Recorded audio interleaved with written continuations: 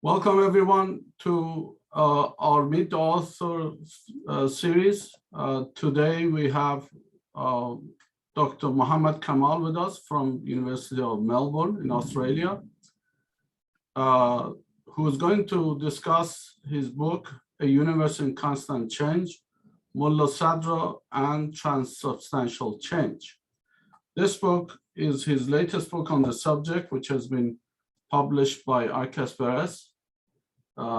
He has also published with ICAS Press this book, which is called From Essence to Being, The Philosophy of Mulla Sadra and Martin Heidegger.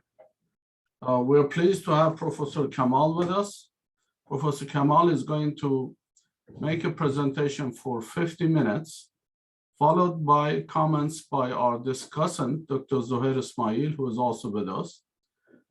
Without further ado, Professor Kamal, the floor is yours.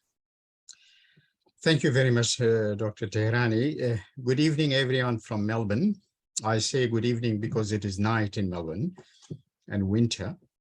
It's really cold today. First of all, I would like to thank you all for coming. My special thanks also to Dr. Hamid Tehrani for his constant support, who really assisted me to publish this book. I'm also grateful to ICAS Press, which made this publication a reality. I wrote this book for a number of reasons. Number one, I believe that the doctrine of transubstantial change is one of the major philosophical contributions of Mulla Sadra. Number two, it is a radical doctrine, goes far beyond what Heraclitus has discussed about change, who is known, as you know, as the philosopher of change. And number three is that transubstantial change forces us to re-examine and re-evaluate our concepts and values constantly. Its implication has greater consequences on the establishment of knowledge, truth, and values.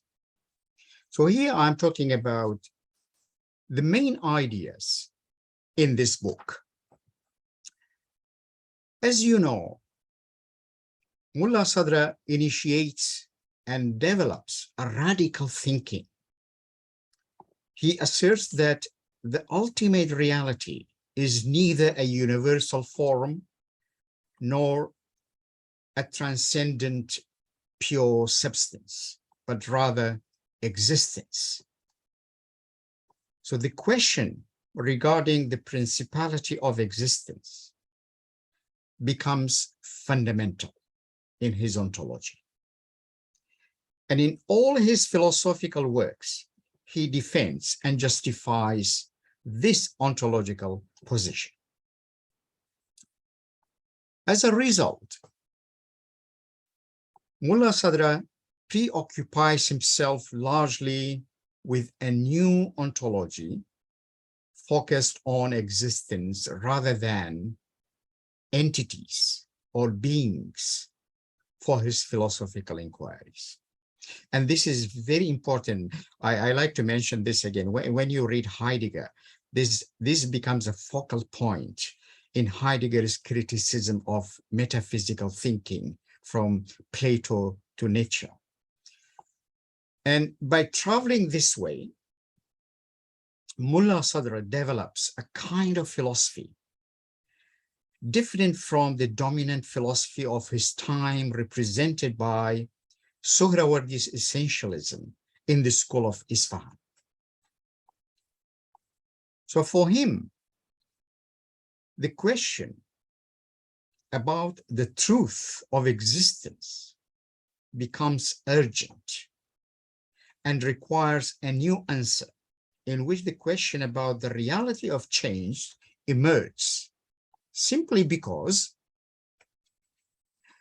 change is directly related to the unity and multiplicity of existence, or in Sadra's language and in Arabic, we call it tashkik al-wujud.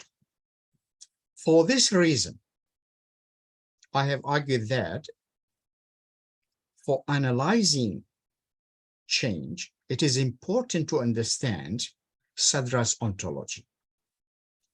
So to understand how Mullah Sadra interprets the reality of change, we need to apprehend how he describes reality. That's why I have discussed his ontology in detail in this book. At the beginning of my book, I have examined the reality of change from antiquity. By antiquity, I simply means Greek philosophy. I have gone back to Greek philosophy, particularly pre-Socratic Greek thinkers such as Parmenides and Heraclitus, and their ideas of change, and then how they influenced Aristotle, and how Aristotle developed his theory of accidental change, or the change in the four categories of quality, quantity, position, and locomotion. But for Mullah Sadra, Aristotle's doctrine of change is beset with a problem. Aristotle conceives change only in accidents, that is, in the four categories I mentioned just now, while substance for Aristotle remains stable and has a constant presence. It doesn't go through change.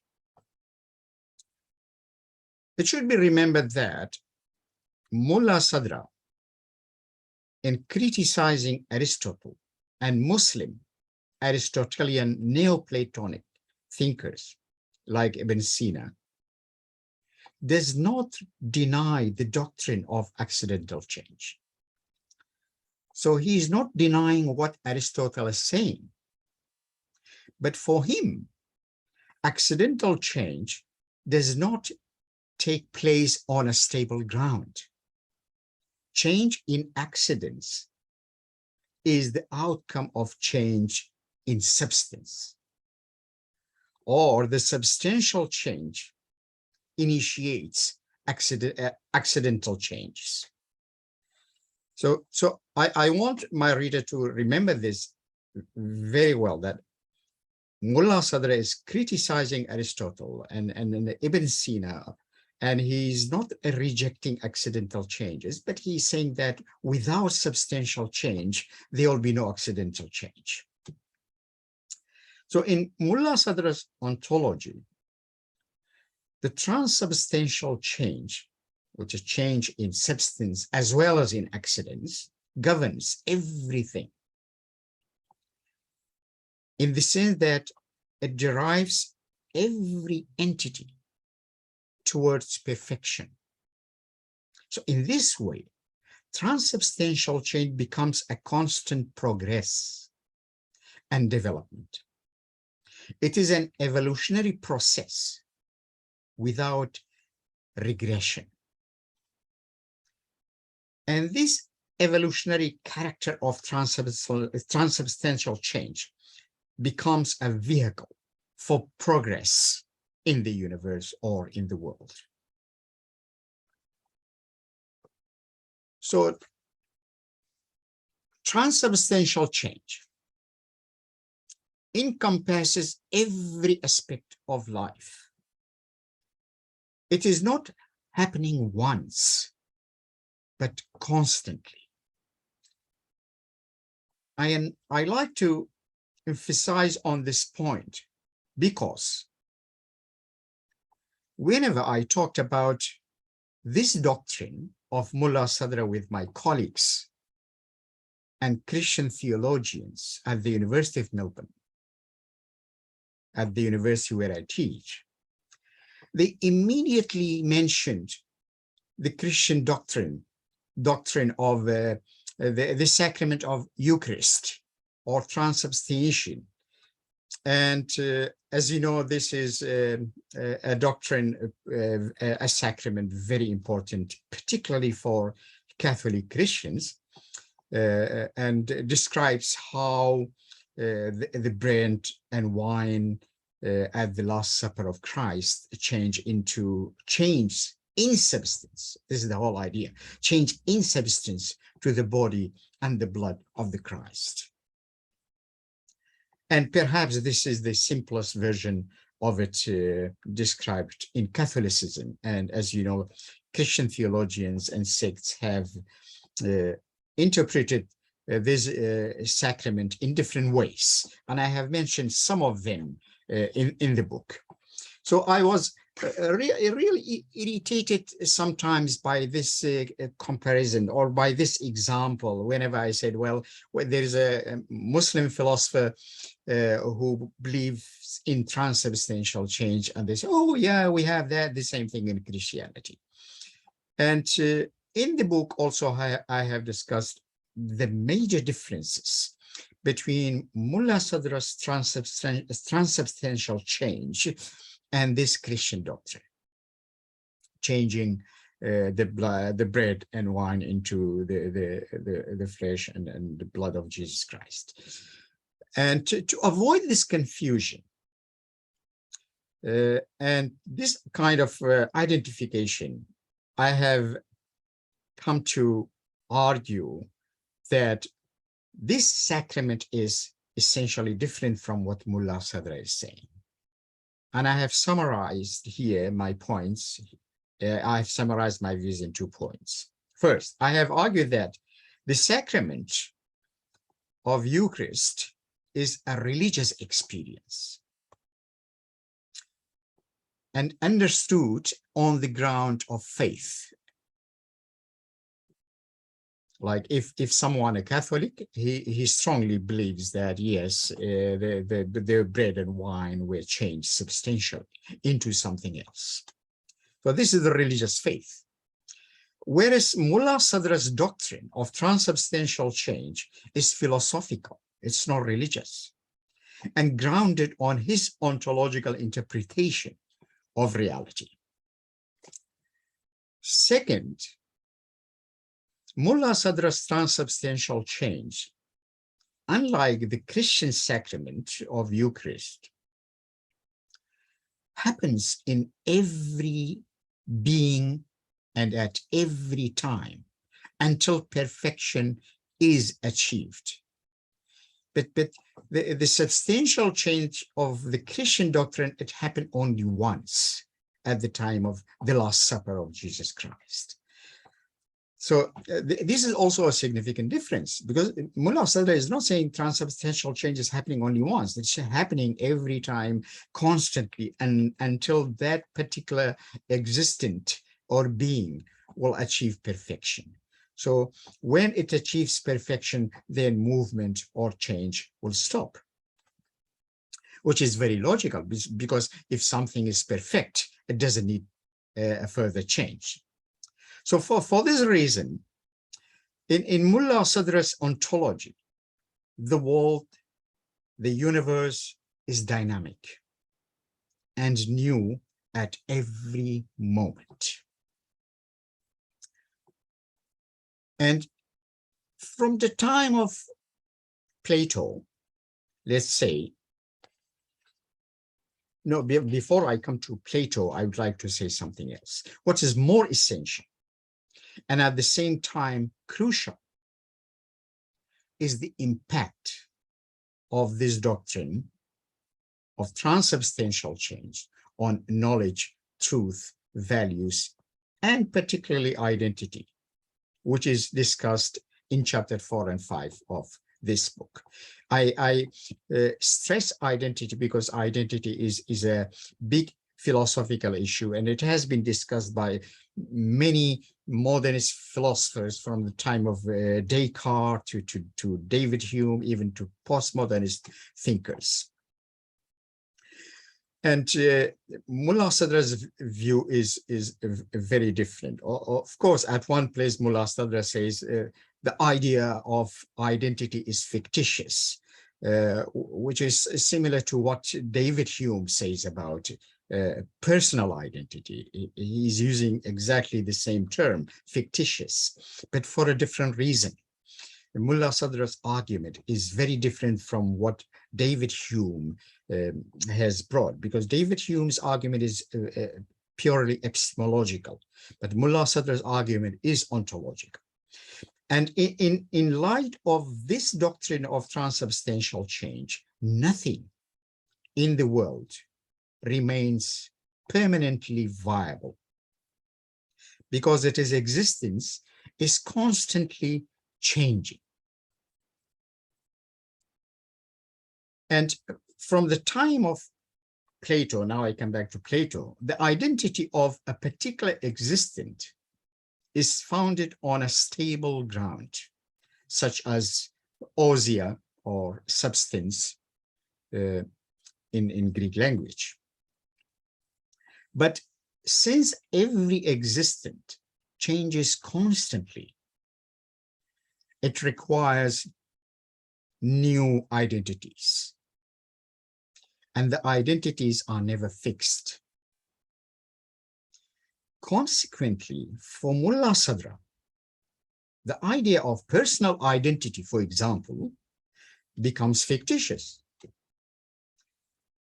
because one cannot talk about a single identity, but rather multiple identities. But that doesn't mean multiple personalities in this psychological language. So there is no fixed identity for whether they are human beings or other entities. And we cannot talk about one identity, but identities. At this point, Mullah Sadra's interpretation stands against the doctrine of dressing after dressing. In Arabic, it's called al-labs ba'd al-khala', a doctrine advocated by some Sufis, which entails the total annihilation of the previous forms and identities and the generation of something different. Like my previous, I destroy my previous identity and I create another one for myself. It's like dressing after undressing. But for Mullah Sadra, the previous identity is not annihilated, but a new identity at every moment of substantial change is added to the previous one. So the previous identity is kept, and over that, on top, there is another identity, a new identity. And this is called what's called in Arabic al-labs ba'd al-labs, dressing after dressing. And I like to remind you about a German term used actually by Hegel in his dialectic logic, and it is a characteristic of every synthesis in the triad of dialectic movement. And that German word is Aufhebung. Aufhebung, used by Hegel to describe the character of each synthesis. And it has a double meaning. Double meaning of to negate or set aside, and at the same time to preserve, to keep it. So the thesis, let me say, in Hegelian logic is not completely annihilated by the antithesis, because the synthesis will keep all of them together, preserve them. That's why the synthesis is richer than the antithesis and the thesis.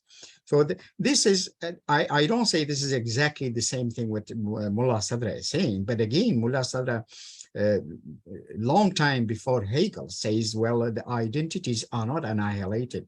I don't destroy my previous identity, but I will create a new one and I will add it to my previous identity, like al-labs ba'd al-labs, dressing after dressing. And this has another implication, and a very interesting implication. When I discuss the issue of al-labs ba'd al-khala, dressing after undressing to my students, or the destruction of the previous identity, and especially those students with the religious mind, they ask me immediately, so what will happen to the divine retribution? When I destroy my previous identity, how can I be held responsible morally for my actions? Because now I have a new identity. I am not the same person of yesterday, for example. So now Mullah Sadra has given a solution to that. And of course, he's not saying this openly, but this is my understanding of this problem. So Mullah Sadra describes this constant renewal of identity as al-labs ba'd al-labs, dressing after dressing. And I have mentioned in the book that this doctrine of Mullah Sadra does not contradict the Islamic doctrine of divine retribution. And it is important for ethics and moral responsibilities of individuals. I cannot avoid my ethical responsibilities. I did something yesterday to tell people, well, now I have a new identity. It was not me who committed that crime in the past.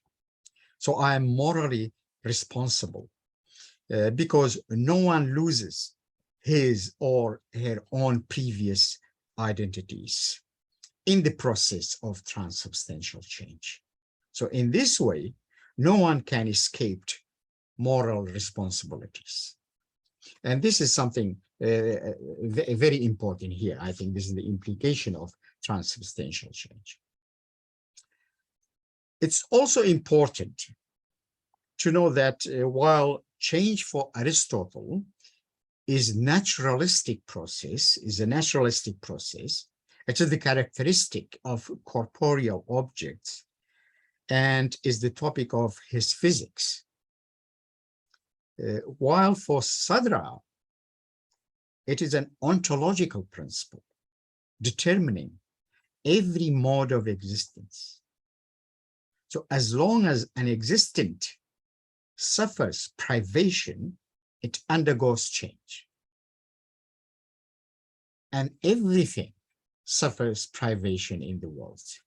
So everything is changing constantly towards perfection. And this is the radical interpretation philosophically provided by Mullah Sadra long time ago.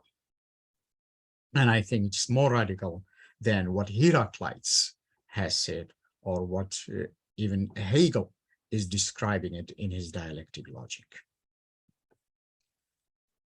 So this book is divided into an introduction and 6 chapters.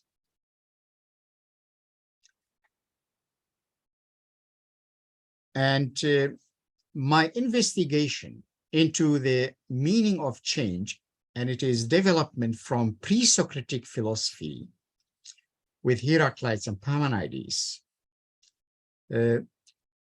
is in chapter 1. And chapter 2 focuses on Mullah Sadra's criticism of Aristotle's concept of change, especially the doctrine of accidental changes through the ideas of Muslim Aristotelian Neoplatonist thinkers such as Ibn Sina, and particularly Ibn Sina. And chapter 3 deals with Mullah Sadra's ontological system as the ground for transubstantial change. As I mentioned, we cannot understand the doctrine of transubstantial change without going back to his ontology. And that is very important. Chapter 4 is on transubstantial change and the dynamic characteristic of the world. Chapter 5, which is the crux of this book, is on the implications and consequences of transubstantial change in our thinking about a number of philosophical issues and theological problems. And then it could have more implications, but I have mentioned just a number of them. And this is a great area for further research and investigations. Chapter 6 includes the concluding remarks of the book and the findings I have in Mullah Sadra's ontology in relation to transubstantial change and vice versa. So in the end, I would like to thank you all again for your presence and coming here tonight. And I really thank all organizers of this event, particularly Dr. Hamid Tehrani, and thank you all for coming.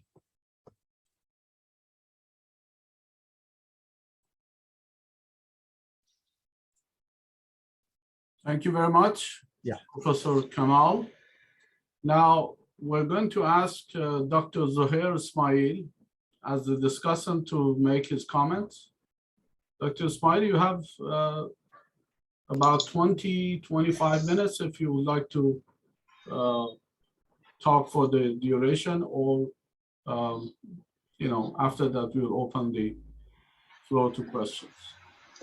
Thank you very much, Dr. Tehrani, and I'd like to first start by thanking Dr. Kamal for allowing us to meet him and to discuss his book, and all of the participants as well for taking the time out, and the organizers, of course, for organizing the event. I think, like Dr. Kamal has mentioned, transubstantial motion is a key contribution of Mullah Sadra, and as such, one that should be investigated in a lot more detail than has occurred until now, especially within Western academia.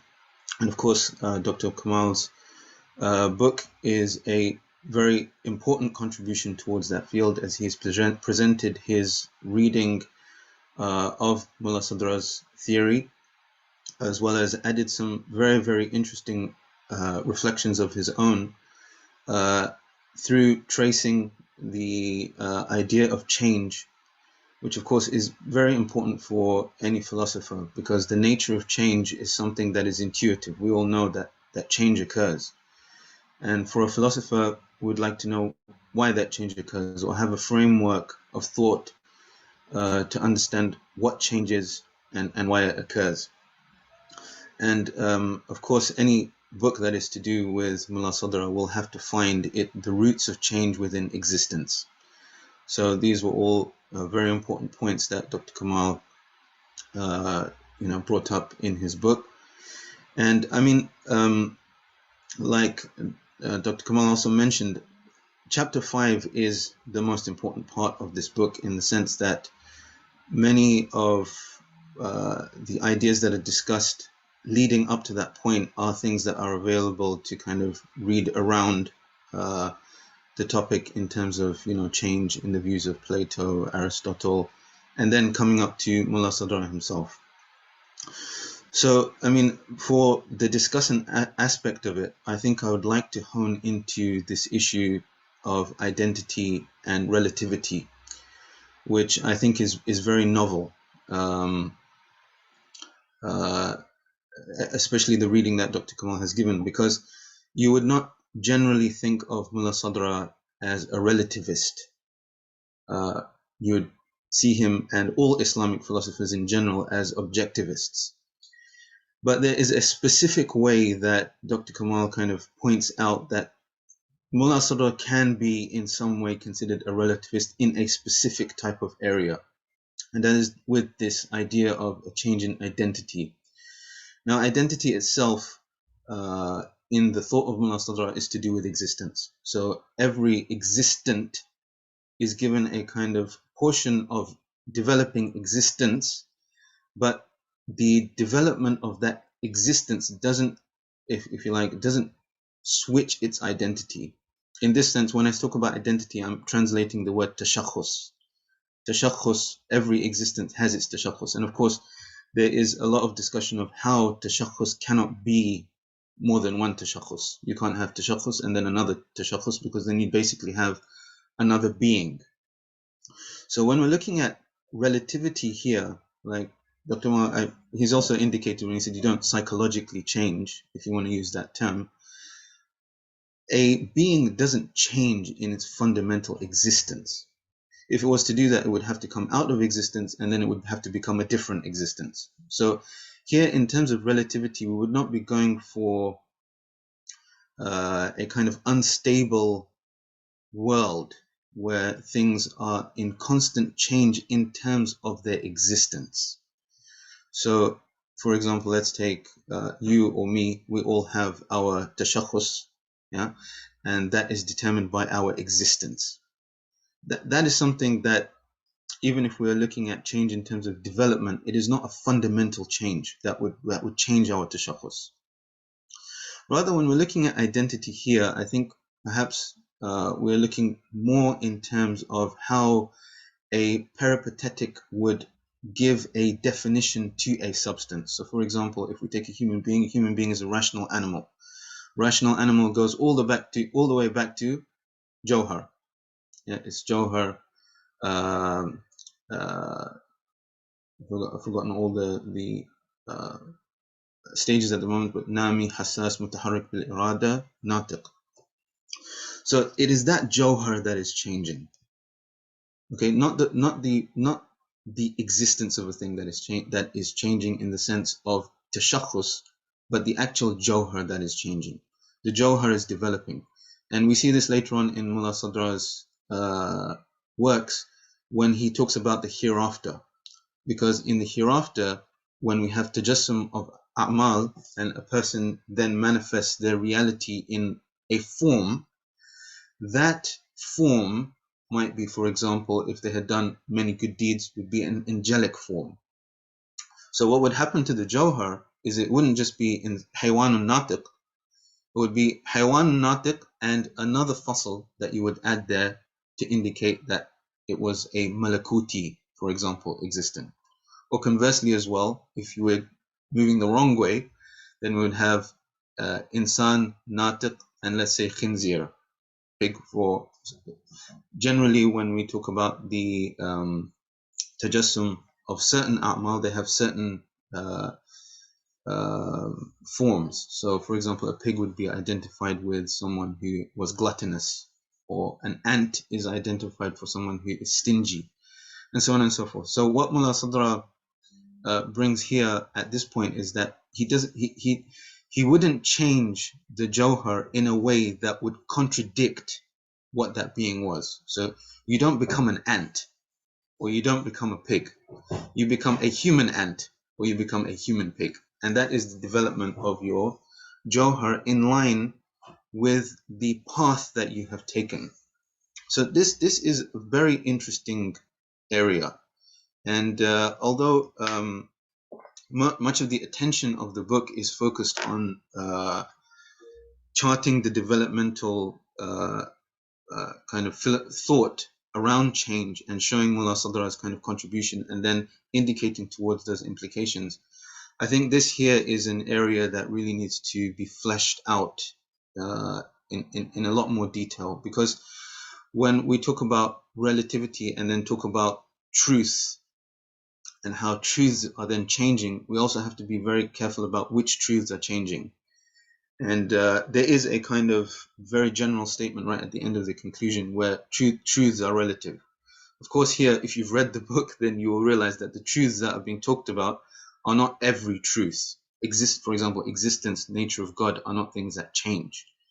But in terms of substance, yes, substance is something that, according to Mullah Sadra, changes. So, if you like, to open up the discussion on the book per se and the contributions of the book, I think one of the key areas to hone in on is the issue of relativity and what we really mean by sadra, having a relative view of truth, and what we mean by identity is changing, and things like that, and what is the pace of that change is another thing that is quite important. As you know, one of the most important aspects of Harakat al-Jawhariyah is actually how the soul and the body are connected. And as Mullah Sadra has, he has Jismaniyat al-Huduth, Ruhaniyat al-Baqa. So you start off as a material, corporeal being. And this is something also very intuitive, just looking at the scientific development of any zygote, and even the fiqh that is related to it.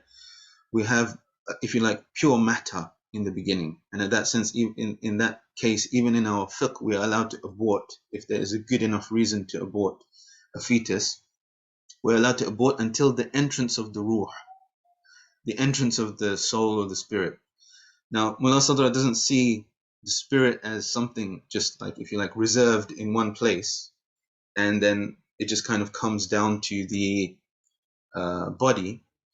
Rather, the body and the soul develop together, and this is, if you like, the source of Harakat al-Jawhariyah, or the explanation of Harakat al-Jawhariyah as it pertains to the human being. The human being is on this journey of development, not just of the body, but also of the soul. The soul develops with the body. It is a very natural development. And of course, that development continues throughout until you reach the next world, where, of course, according to Mullah Sadr, we will not have these physical corporeal bodies. We'll have a jism latif, or a subtle body, and that itself is the result of Harakat al-Jawhariyah. Of course, here referencing here the thought of Ali Mudarris Zanusi, who basically, in order to solve the issue of Ruhaniyat al-Baqa and the kind of tension that exists there between the bodily resurrection and the spiritual resurrection, bridges it with Harakat al-Jawhariyah. He bridges this tension with Harakat al-Jawhariyah, such that it is the body and soul that develop together to become the subtle body. Okay, so in this sense, you can see very clearly that there is change. That there definitely is a change, and if you like, almost you would consider quite a fundamental change, because the body itself then becomes a subtle body. So in this sense again, but now does that mean that the identity in the sense of tashakhus is changing? No. As far as I understand from Mullah Sadr's reading, it's not that tashakhus that's changing, but what does change is that this definition of haywanun natiq, as it pertains to your human being, or even if you were to move a little bit out and say what other awarid al-dhatiyya, or essential accidents, it's a contradiction in terms, but obviously essential accidents is a well-known term in philosophy. What other essential accidents change, like mortality?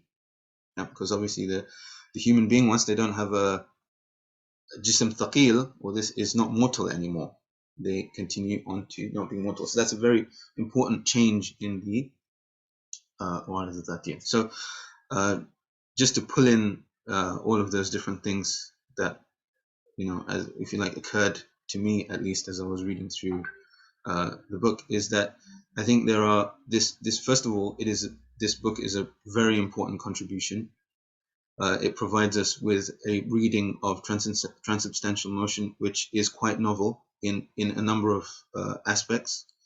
Like Dr. Kamal pointed out, there are also many other applications of transubstantial motion, and I would say, for me at least, one of the interesting fields I think it can be applied into is psychology, the whole field of psychology. What is the nature of the human being, and how that affects the psychological state and the mental state, that can all be discussed within the framework of transubstantial motion and the development of the soul and all of those things. And I think the key area that I hope also Dr. Kamal will have an opportunity to also flesh out his ideas, perhaps with some of the questions as well, is the issue of relativity. What kind of relativity are we talking about? What truths are relative? What do we mean when we say the human being is developing? Because again, the word perfection sometimes can be misleading. Perfection is towards that which is better. Usually we think of it like that, but of course in philosophy it doesn't always mean that. In the transubstantial motion of the soul, it would mean that, because you're moving from potential to action, from matter to spirit. But in terms of the direction of, if you like, the person might not be moving towards something that's better. They might be moving towards something that's worse. So a haywan natiq khinzir is not better than a haywan natiq. A haywan natiq is better than a haywan natiq khinzir. So I hope those thoughts were contributed to understanding the kind of value of the book itself, and also gives us something to talk about in the questions as well. So thank you for all of your time, inshallah. Thank you, Zuhair. Thank you very much. Yeah. No, thank you as well for the book, inshallah.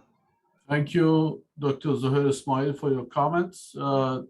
I would like to open the floor for a sort of a discussion and debate between the two respected scholars, Professor Kamal and also Dr. Ismail. Dr. Kamal, if you noticed, there were certain certain points that were raised in the presentation by Dr. Ismail. Would you like to respond to those? Yeah, well, I like to say something, and thank you very much, Dr. Ismail, for your views.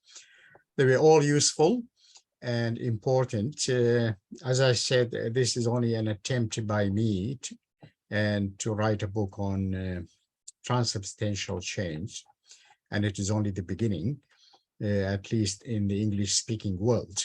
As you know, not many people write on Mullah Sadri in English.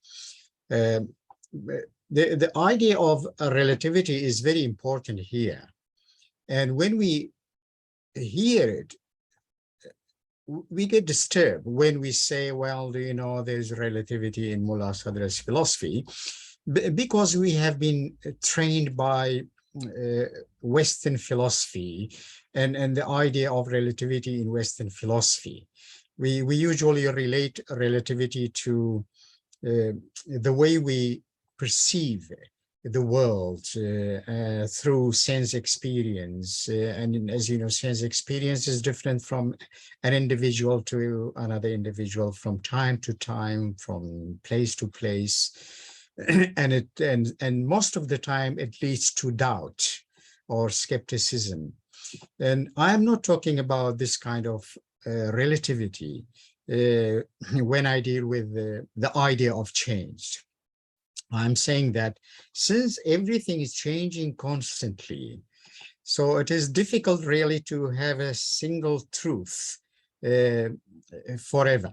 I'm not talking about the ontological truth. For example, for Mullah Sadr, existence is the ontological reality, is the absolute truth. Existence doesn't change. And as you said very well in your explanation, when we are changing constantly, we are not changing our existence, because existence remains there.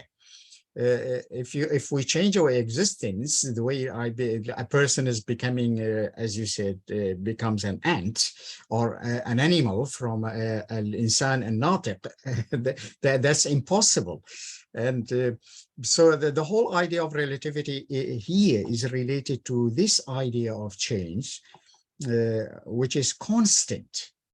And whatever idea I have now, it might change tomorrow, and it will change because there is a constant change in reality. It's not related to my perception of reality, because change for Sadra is a real thing. It is happening.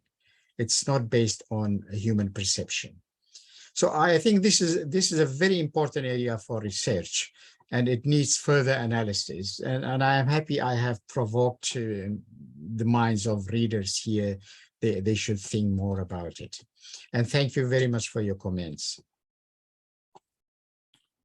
Dr. Ismaili, would you like to discuss any points, any other points? I'd also like to thank Dr. Kamal as well. Like he's pointed out, it is an area that is very under-researched and under-discussed. And like he says here as well, it's very clear you don't mean the relativity in the Western world, because, like I said, if you read if a person reads through the book, they will see very clearly in your section of identity as well. You said identity is based on existence, and existence doesn't change. But hopefully, these ideas can be fleshed out more. Maybe perhaps in another book that you write, or perhaps by further research by other researchers as well. Thank you. I would like to ask Dr. Kamal where he discusses the idea of transubstantiation according to Christianity in his book.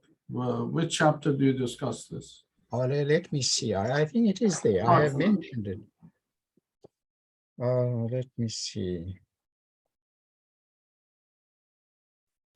So while Dr. Kamal is finding the reference to transubstantiation, I would like to emphasize that Dr. Kamal himself has been at the forefront on writing on Mulla Sadra, and this book, Transubstantial Universe in Constant Change, Mulla Sadra and Transubstantial Change, plus his previous book, which talks about From Essence to Being, in which he's comparing the philosophy of Mulla Sadra and Martin Heidegger, have been one of the important contributions.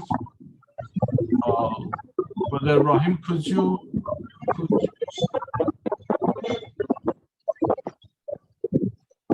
Sorry, it is in chapter 4.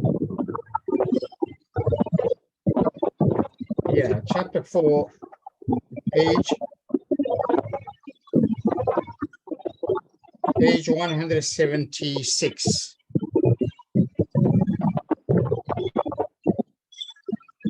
Yeah, from 174 onward. Yeah.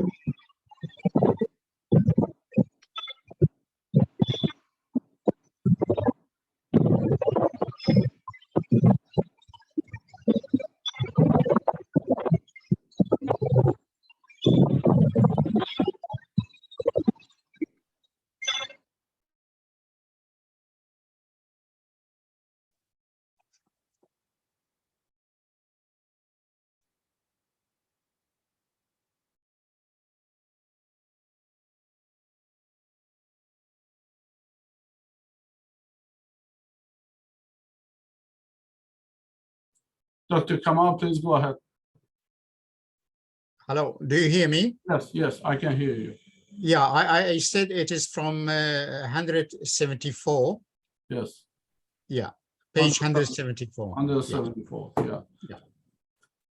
So we're going to open the floor to questions. Could I ask all the participants to keep their microphone mute, and only those who want to raise any question, they can either type their question in the chat section or raise their hand, at which point they will be asked to open their microphone and start talking. Any questions?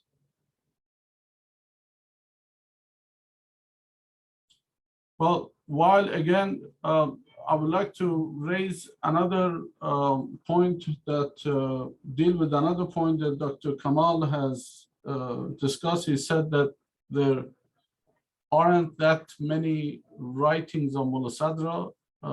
This may have been true 3 decades ago, but right now there are so many writings, so many dissertations, so many papers on Mulla Sadra.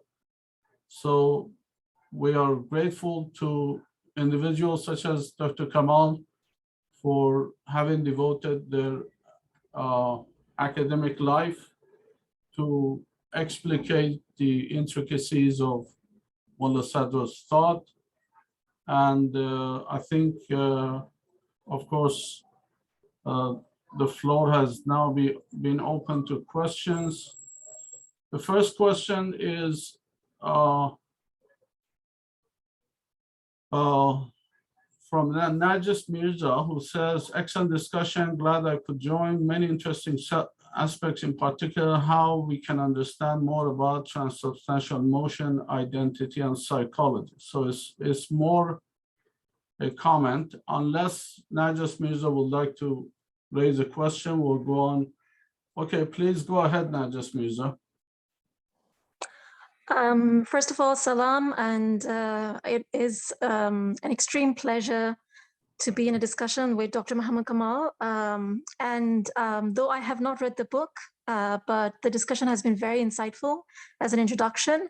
And I think both of you touched a little bit on identity and psychology and how transubstantial motion, the idea, can be further researched into and looked into. And my question would be, what aspects of psychology and identity that we deal with in the modern world today can the theory of substantial motion help us? And if there are aspects that we can further look into and research areas, if you could expand on that, that would be excellent. Thank you again. Thank you to both Dr. Zuhair as well and Dr. Kamal. Thank you. Thank you. Was the question for me, Nergis? Yes, yes.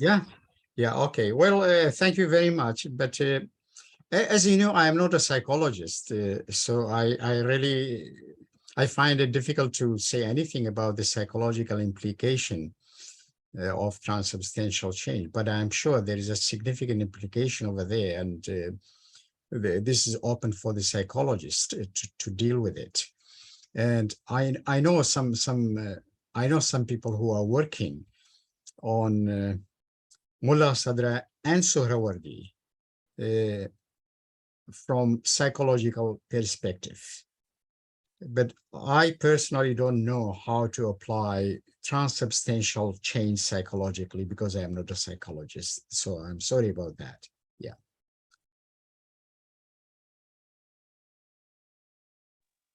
Any other question from any other participants? Bruce, please go ahead. Well, thank you for the presentation and discussion. It is great.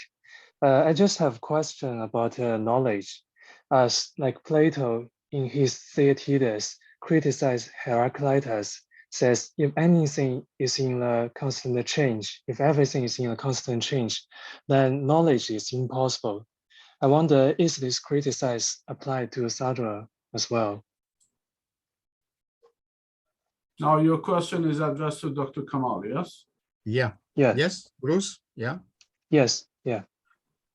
Yeah. Well, Plato was a metaphysical thinker, and he wanted to give a different definition of knowledge, because Plato's definition of knowledge is very different from Mullah Sadra's definition of knowledge. For Plato, knowledge is related to fixed objects, mainly the universal forms, which are there in the ideal world. So whatever knowledge we have about the material world, according to Plato, is opinion. It is not knowledge. And that's why it's not possible to have knowledge when something is constantly changing, because the definition of knowledge for Plato is different. And this is how I understand it. Is it clear? Yes, thank you so much. Very good. Dr. Kamal, are you planning another book on Mullah Sadra, or perhaps on other topics in the future? Well, I'm thinking to work on the problem of essence and existence in Muslim philosophy. And I think that's a very good area for research. As you know, Muslim philosophers from the very beginning, they discussed the relationship between essence and existence rather than form and matter. And that's a good area for research and inquiries. Are there students who are writing their thesis or dissertation under you on Mullah Sadra at the moment? Yes. I had a student, actually, he completed his PhD on Mullah Sadra and Hegel. So it is already published? I don't know, but he completed his PhD. He came from Malaysia, and he went back to Malaysia, and now he's teaching philosophy over there. Well, Yeah, and then I had a student, he completed his PhD with me on the concept of existence in Ibn Sina's philosophy. yeah. I remember back in the late 70s, if you wanted to, 70s, I mean CE, if you wanted to read a Mullah Sadra, the only available book was Fazlur Rahman. Yeah. Well, I started with that book. Yeah, and until I got the original text of Mullah Sadra. yeah. Fortunately, I can't read Arabic, so it was easy Yeah. for me to read Mullah Sadra in Arabic. Yeah. You're also conversant in Kurdish and Farsi as well, yes? My Persian is not very good, but I can use it when no one is speaking my language. Or detect that they are talking behind you, behind your back, in front of you. Yeah, yeah. But my mother tongue is Kurdish. Yes, yes. Yeah, and Arabic was my second language. Yeah. And then I know English and some German at the same time, and Persian. So you read part of Heidegger in German, yes? Sometimes, yeah. Okay, very good, very good. Well, I'm going to end it here unless somebody has another question or Dr. Ismail would like to raise a question. Dr. Tarani, Assalamu alaikum. Assalamu alaikum. How are you, Brother Ali Azam? I'm very well, thank you.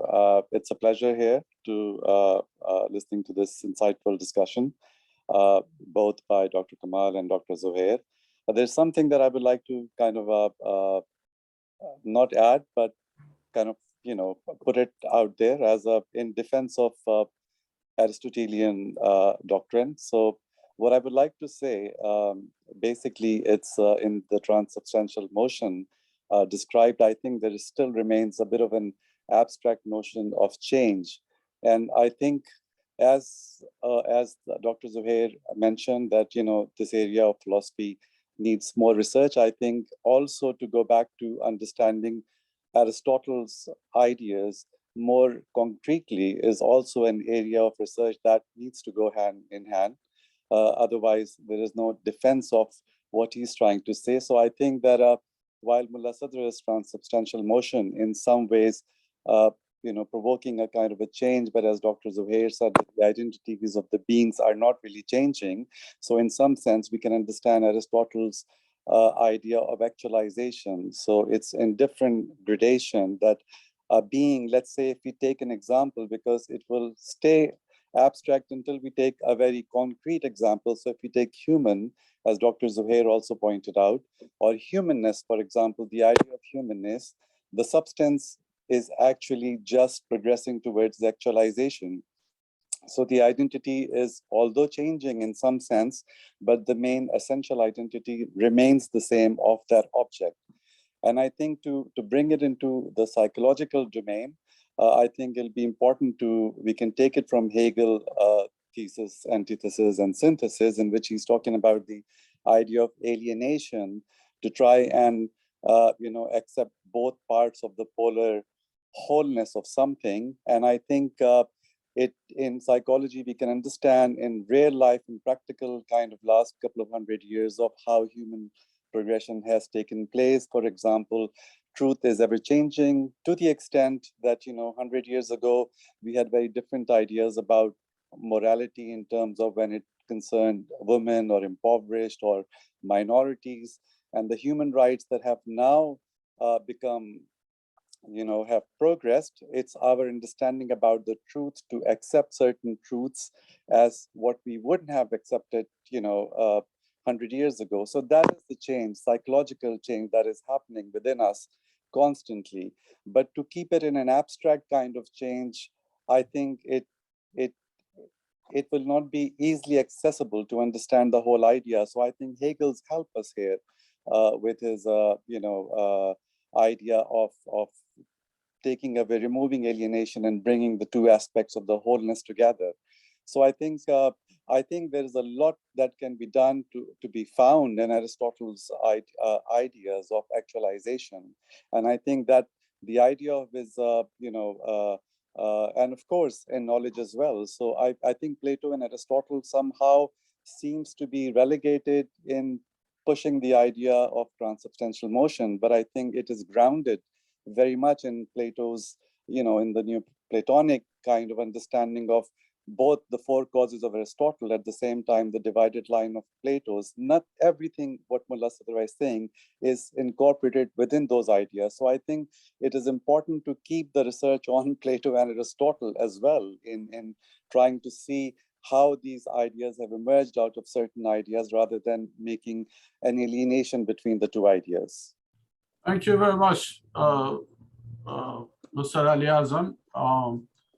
For your information, Dr. Kamal, Mr. Ali Azam is a graduate of this college. So is Dr. Zohair Ismail. So you have been conversing with the products of this college.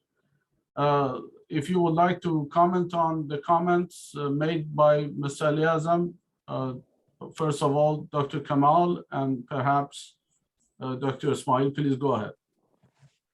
Well, thank you very much. You raised a very important issue about Aristotle. And honestly, I tell you, and I'm still reading Aristotle after so many years of reading philosophy. He's very important, and his idea of change is also important. And I mentioned in my presentation that Sadra does not reject the Aristotelian doctrine of change. And he only adds something else to it, or he's building a foundation for accidental changes.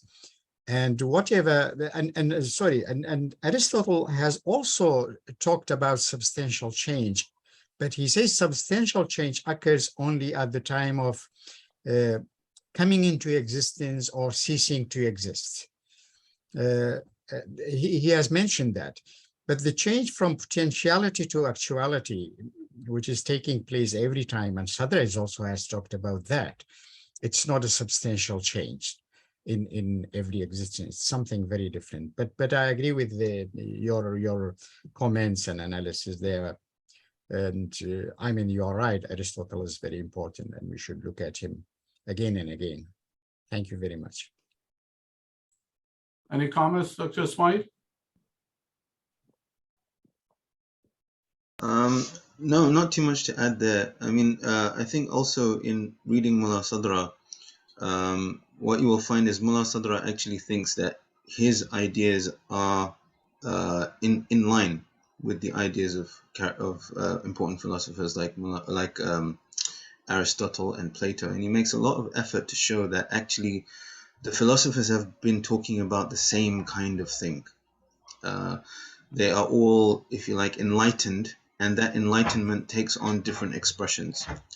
So yes, I think that there always is more work to do in terms of understanding Aristotle properly. You can see I've got a guest here. In terms of understanding Aristotle properly, and trying to find what reading of Aristotle corresponds better to what reading of Mullah Sadra. I think that will help us bridge the gap there as well. We can see transubstantial change in your family.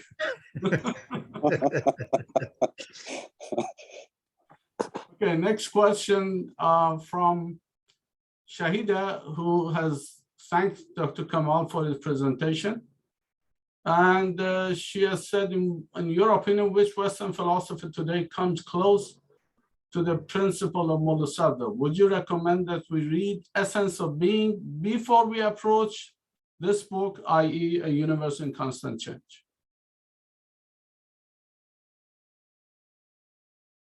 Well, both books are different in the sense that From Essence to Being deals with studying the philosophies of Mullah Sadra and Martin Heidegger together, especially dealing with Islamic existentialism and Western existentialism. And I'm trying to talk about commonalities between them. And that's very different. But this book on transubstantial change is only on this doctrine of Mullah Sadra. And that's why, I mean, whatever you read, I think both of them could be useful, and it doesn't matter which one you read first. Okay, the next question we have is from Narmina. If Narmina would like to voice it out, please go ahead. And if not, I will just read it myself. After saying that she's really enjoys, she's intrigued by the book and looking forward to reading it. She says, on the principle of change, do you visit the idea of cyclical nature of time from Mullah Sadra's perspective? Brackets, maybe not directly related to your angle of thought. I'm not that familiar with it, but would be interested to know. For example, do you think that in the current time, the time itself is accelerating? What do you think this says about modern man? If you are clear about what she says, you can respond. Otherwise, she will have to maybe voice it out because I'm a bit confused. Yeah, well, I think I think the question is scientific. Okay. Especially about the time, and I'm afraid I'm not in the position to answer that. But I don't understand the meaning of the modern man. Yeah, what does that mean? We will give her another chance to put it in the chat. We're going to move on to Brother Ibrahim's question. Brother Ibrahim, would you like to voice out your question, please? Make it to the point and succinct.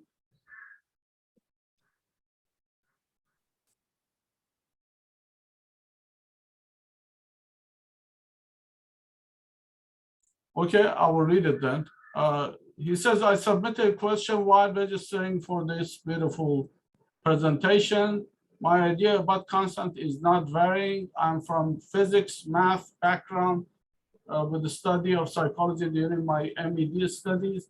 So my sense is that as a student of physics and psychology, made me curious to ask that is not restricting the change when used with constant as its adjective. Okay, so we have said a universe in constant change. He's seeing a sort of a perhaps contradiction maybe. Please go ahead if you understand what he says. Yeah, does it mean there is a contradiction between constant and change? So constant means something permanent and change means something not permanent? Does it mean like that? And again, I'm not sure, and I would like to ask Brother Ibrahim to explicate. If Sister Narmina has explicated her point, we'll move on to that. If Brother Ibrahim would like to talk, please go ahead and unmute yourself and ask your question. Now, as we are approaching the end of the program, I would like you to go to the link I provided to ICAS Press, the bookshop at ICAS Press. You can order this book plus From Essence to Being and all of the books that we have published on Mullah Sadra, including Transubstantial Change by Professor Debashi and translation of Spiritual Psychology, or one of the volumes of Asfar, translated by Dr. Parveen Pirwani. If you go to the bookshop, you will see that. I haven't seen any rewarding of the two questions. I would like to bring this presentation to an end unless some courageous person raises their hand and asks another question. So, Mr. Ali Azam, would you like to make another comment? Maybe to the point, if you would like to. Yeah, just thank you, Dr. Tehrani. I think this is when I said that it's the area of research. I think to bring, access proper understanding. Dr. Kamal mentioned that there is a difference between substantial change and actuality, potentiality to actuality, and I think this is again an area that I would, in my opinion, I would think that there is a very deep connection, obviously understanding in different modes, because what happening with from potentiality to actuality is precisely in the nature of the substance. So to say that it has to be substantiated, why there is a difference, and I think this again, brings the focus or interest that we should focus towards understanding, because I think these ideas are very, very simple and closest to our life, but if we understand them in kind of philosophical terminologies and language, I think we are doing little to bring them into our social sciences and psychology, where it can really make that change. So I think to have that change be a part of our positive progress, I think it needs to psychologically understood in clarity, and I think that these distinctions sometimes kind of become an hindrance. So this is what I would say in response to Dr. Kamal point. Thank you very much for providing this opportunity, by the way, Dr. Tehrani. Thank you, Brother Ali Thank you Azam. very much. I think Brother Ali Azam's point is reminiscent of what Karl Marx said. The philosophers have only interpreted the world. The point is to change it. So I think he's calling for changing rather than interpreting. Am I right? Yes, Dr. Tehrani, precisely. Yeah, You but can never well, encourage, he so raised thank a you for very important. articulating it. Yeah, he raised a very important issue. I mean, I agree with him, but these are all areas for research. As I said, it is very important. I hope someone like you will do something about it, write something on it. Inshallah. Thank you, Dr. Kamal. Yeah. Thank you. I've read your first book and I really enjoyed when I started the college, and it got my interest. And I look forward to reading this book, inshallah, soon. Thank you very much. Thank you. Well, thank you all for coming. First of all, I would like to thank Dr. Kamal for an insightful presentation. I'm also very indebted to him for being very patient with me as an editor. Yeah. Yeah. Well, I try to be a human this way. Yeah. I think Thank you very much. Thank you very much for your support and assistance, and thank you all for coming. It was a pleasure to be with you tonight, night in Melbourne. Yes. And it is my first time to meet Dr. Tehrani face to face. We always communicated through emails. Sure. I know him for the last 4 or 5 years, I think. Sure. And this is my first time to see him. Yeah, virtually, unfortunately, but hopefully we will meet one day face to face or personally, yes, somewhere in the world. Yeah. Yeah. Thank you very much for thank you. Also, I would like to express my appreciation for Dr. Zohair Ismail's presentation. I'm also thankful for all those who asked excellent questions. And hopefully we'll see you again in the next Meet the Authors series. Thank you and goodbye. Thank you. Thank you, Dr. Ismail. Thank you. Thank you very much.